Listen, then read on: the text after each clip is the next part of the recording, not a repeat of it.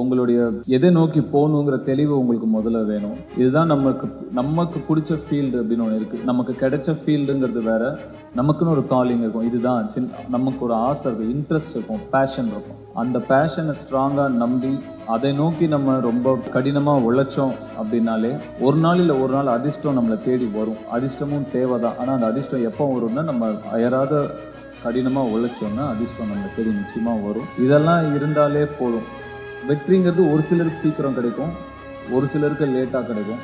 ஆனால் நம்ம பொறுமையாக வெயிட் பண்ணி விடாம நம்பிக்கை அவ்வளோ முக்கியம். நம்பி நம்ம துரத்துக்கிட்டே இருந்தோம்னா கண்டிப்பாக ஒரு நாள் நமக்கு வந்துடும். அது வெற்றியும் வரதான் போகுது, தோல்வியும் வந்துதான் தீரும். வெற்றி அடையும் போது தலையை இப்படியும் வச்சுக்கூடாது, தோல்வி அடையும் போது தலையை இப்படியும் வச்சுக்கூடாது. எல்லா டைம்லையும் இப்படியே வச்சுருந்தா பக்காவும். Spread love, God plus.